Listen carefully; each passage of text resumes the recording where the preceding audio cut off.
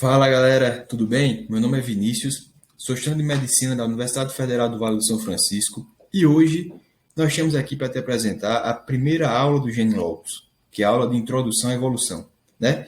Então você que está se preparando para o Enem, você que está aí querendo a sua aprovação e aprender muito mais de genética, fique conosco e acompanhe nossas próximas aulas. Então, dando início à nossa aula, o que é que iremos estudar hoje? Hoje nós vamos ver o seguinte: vamos ver conceitos importantes sobre introdução à evolução, né? Nós vamos ver as evidências evolutivas, né? As evidências que mostram que realmente houve uma evolução, e a importância para estudos e compreensão dos processos que levaram à atual diversidade, né? Compreender aí de onde veio toda essa diversidade que nós temos hoje, essa diversidade de animais, de plantas, de várias espécies que todos nós conhecemos, né? Então, no início, vamos nos perguntar o que é uma evolução biológica, né? Então, uma evolução biológica nada mais é do que esse processo de transformação, essa mudança ao longo do tempo do organismo biológico, né? Então, ao longo do tempo, o organismo sofre alterações morfofisiológicas, ou seja, estruturais e funcionais, que juntando todas as alterações, nós temos um processo de evolução biológico, certo? Esse processo de evolução se dá a partir de um ancestral comum, ou seja, imagine que nós temos um ancestral, uma espécie, que a partir dessa espécie nós temos várias outras que derivam dela, várias outras que possuem características distintas desse ancestral comum, mas que lembram esse ancestral comum ao mesmo tempo. Então, a evolução é esse processo de diferenciação, certo? Mas, bom, como é que nós sabemos, né? Na ciência precisa de evidência, né? Então, como é que nós sabemos que houve realmente uma evolução, né? Simples, há evidências biológicas dessa evolução, como, por exemplo, os registros fósseis, as adaptações dos seres vivos, as semelhanças morfofisiológicas e os dados moleculares, né? Todas essas evidências em conjunto nos levam a concluir, né, que houve um processo de evolução. O registro fóssil, o que é o registro fóssil?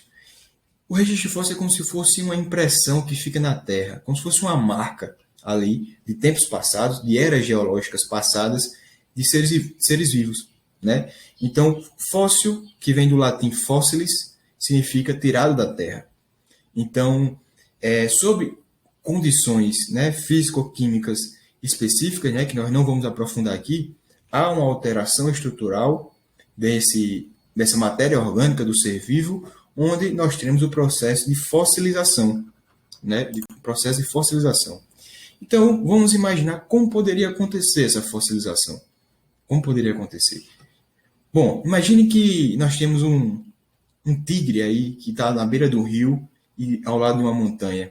Suponhamos que tem um tremor e essa montanha soterra esse tigre, né? Soterra esse tigre de uma vez, né? O que é que acontece? Esse animal ele vai estar protegido dos decompositores e vai estar protegido, né, de intempéries, né? Vai estar protegido de predadores que iriam se alimentar e destruir toda a sua carcaça, ele vai estar protegido, concorda? Então, ao longo do tempo, devido aos fatores físico-químicos que eu falei, e um processo lento, né, muitos e muitos anos, esses componentes orgânicos do organismo morto eles são substituídos por sedimentos vindos de outras rochas. Né? Eles são substituídos por algumas substâncias, como a sílica, a calcite, a areia e a argila. Né? Então, esse registro fica nessa rocha sedimentada. A parte mais resistente do ser vivo é a que vai ficar registrada, mas é óbvio que algumas partes não tão resistentes ficam também, como por exemplo animais como insetos e borboletas que são fossilizados, certo? Aqui nós temos uma imagem, né, duas imagens que representam um fóssil, tá vendo? Uma impressão perfeita aí desse animal. Bom, o que seriam icnofósseis? Importante esse conceito, hein, pessoal? Pode cair no Enem. Icnofósseis, né, é um conceito que está destinado a o quê? O registro fóssil de vestígios desses animais. Como, por exemplo, pegada. Não é interessante isso? Olha essa imagem. Uma pegada pode ser registrada no fóssil, pode ser registrada na Terra. Né? Isso é importante porque, a partir da análise de uma pegada dessa, nós podemos tirar várias informações desse ser vivo, como, por exemplo, os seus hábitos alimentares. Como, por exemplo, se ele tem capacidade de nadar ou não, capacidade de subir uma montanha ou não. Né? Então, a partir de um icnofóssil, a gente pode tirar várias informações importantes. Né? E nós temos também os fósseis vivos. Essa aqui é uma imagem de uma samambaia. E por que é chamado de fóssil vivo? Porque, apesar de muito tempo, né, de ter muito tempo, essa planta, ela manteve as suas características estruturais. Então, por isso que é chamado de fóssil vivo. E, beleza, eu já sei que tem um fóssil, já sei que tem um registro, uma impressão na Terra, mas como é feita a análise dessa formação de um fóssil? Isso aqui é muito interessante, gente. Veja, a matéria orgânica dos seres humanos, de qualquer ser vivo, de muitos seres vivos, né, tem o que se chama de isótopos radioativos. E eu acho que você já ouviu falar no chamado carbono 14. O carbono 14 é um isótopo radioativo que é utilizado muito para essa datação da idade dos fósseis. Como? Como é que é feito isso? Bom, quando um animal morre, então vamos imaginar lá o tigre que estava no rio, que eu falei, né? Quando ele é soterrado, né? Soterrado, ele tem uma quantidade específica ali de carbono 14 na sua constituição.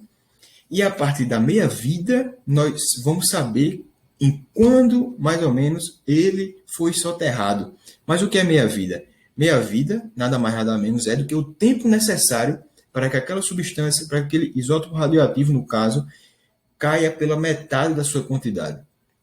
Então, isso é um isótopo, é o conceito de meia-vida. Então, pense comigo. O carbono 14, ele tem a sua meia-vida de 5.630 anos, certo? Ou seja, se eu tenho uma quantidade X de carbono 14, por exemplo, 1.000, né? Claro que é só um número, só um exemplo, né? Não é real. Então, vamos dizer que tem um número 1.000 de carbono 14 no organismo. Depois de 5.730 anos, nós temos 500, ou seja, a metade. Depois de mais 5.730 anos, nós temos a metade da metade, ou seja, nós temos 250. Depois 125 e assim sucessivamente. A partir disso, nós conseguimos fazer essa relação de meia-vida do carbono 14 com a quantidade dele e calcular quantos anos tem. Né? Ou seja, um animal, né, que está sendo estudado e que tem aí uma quantidade correspondente a 5.730 anos de carbono 14, significa que ele tem aproximadamente essa idade de soterramento. Né? De soterramento não, que ele foi fossilizado. E nós temos aí também, né, uma característica importante é que o carbono 14 não é o único isótopo radioativo, existem outros que podem ser utilizados para fazer a leitura de registros mais antigos, né? E dando continuidade, a gente tem que falar agora de adaptação. Então, o que é adaptação? Adaptação nada mais é do que uma alteração que confere uma maior poder de sobrevivência, um maior poder de reprodução para o organismo, para o ser vivo. Como, por exemplo, nessa imagem aqui, ó, onde tem uma águia e tem vários coelhos. Onde tem um coelho verde e coelho cinza.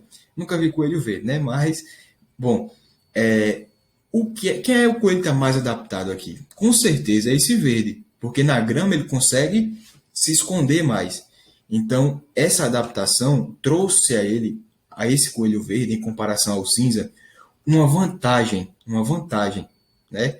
Então, essa adaptação, né, que é um conceito ideal, umas ideias centrais aí da evolução de Darwin, né, que vocês provavelmente já ouviram falar, se refere a essa alteração que confere esse benefício ao ser vivo. Bom, dessas adaptações, nós vamos ver algumas aqui, né? A primeira que nós vamos falar é a camuflagem. Né? Então, a camuflagem nada mais é do que a alteração de um ou mais aspecto corporal que o torna semelhante ao ambiente, de forma que ele fique realmente o quê? Camuflado. O nome é simples, camuflagem, o ser vivo fica camuflado. Eu não sei se vocês já viram um louva-a-Deus. Provavelmente, quando vocês viram o quê? Em cima de uma calçada, em uma parede. Aí é fácil de identificar, né? É fácil de identificar, dá para ver logo. Agora, gente, se vocês virem um louva-a-Deus no seu habitat natural, que é numa planta, vai ser muito difícil identificar, porque ele está muito bem camuflado. Ele é muito semelhante a uma folha, né? Então, isso seria a camuflagem.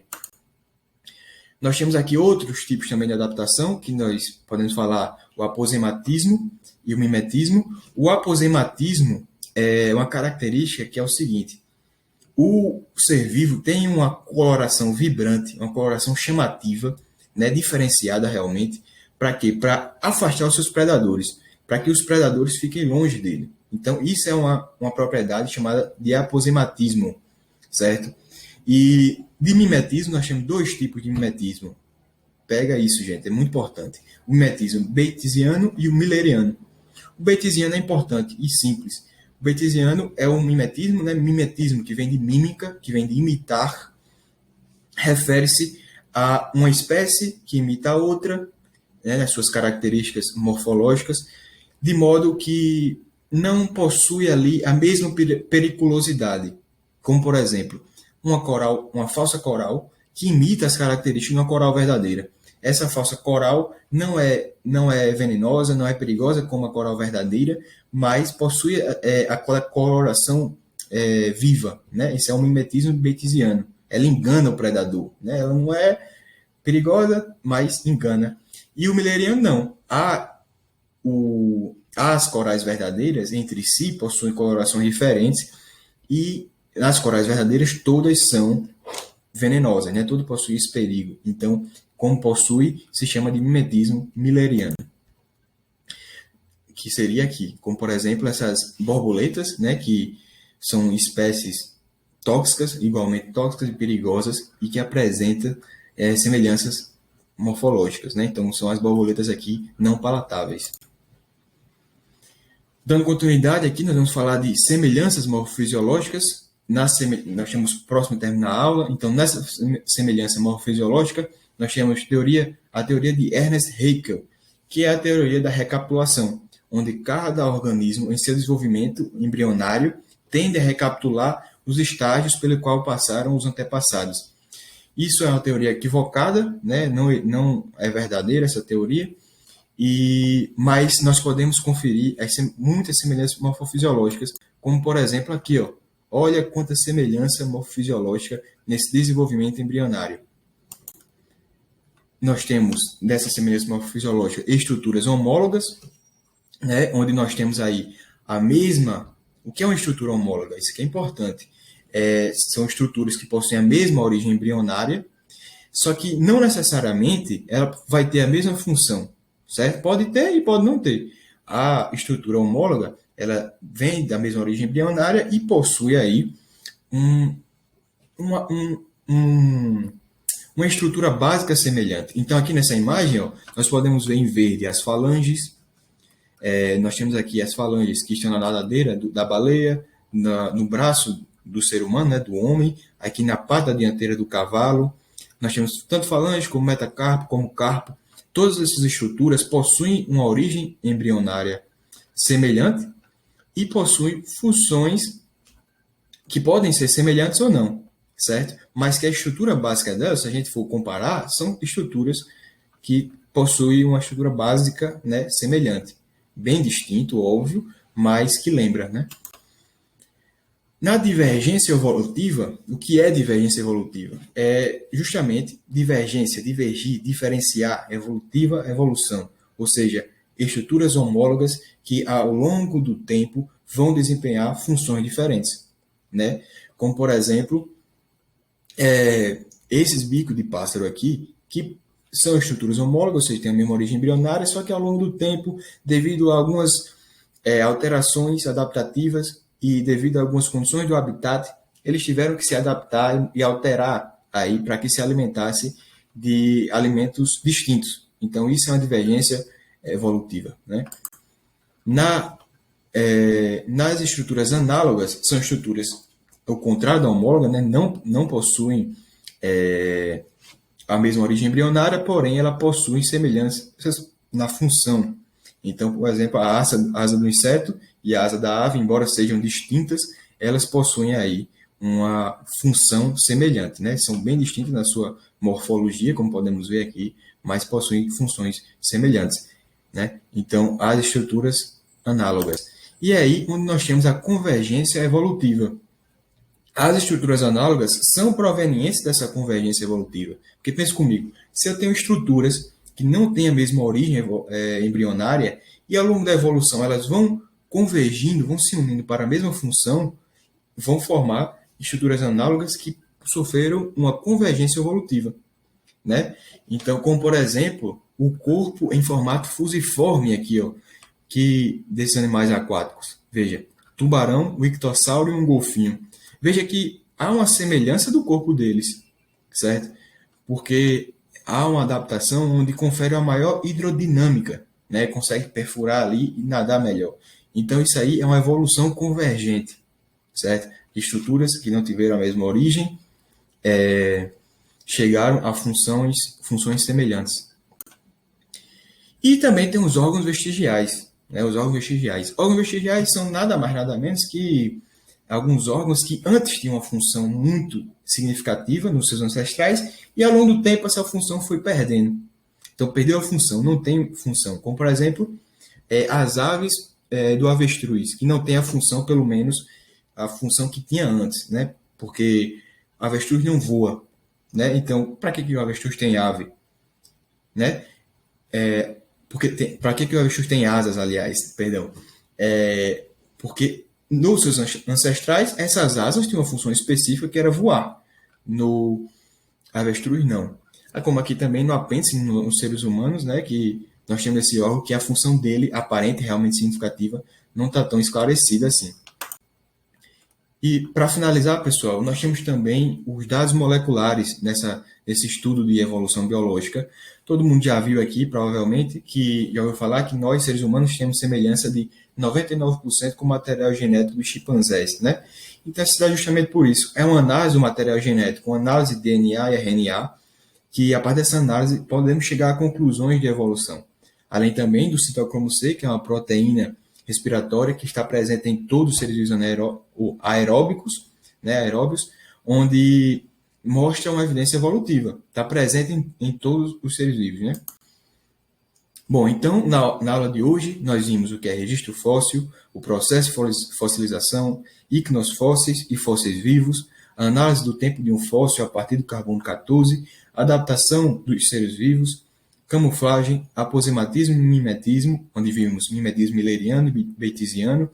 Nós vimos, em semelhanças morfofisiológicas, a teoria de Ernest Haeckel, estruturas homólogas e análogas, divergência e convergência evolutiva, e, em dados moleculares, a relação DNA, RNA e proteínas. Então, para você que ficou faltando alguma parte, reveja essa aula e é isso. Até a próxima aula, pessoal. Estamos juntos. É o Eugênio Locos com você.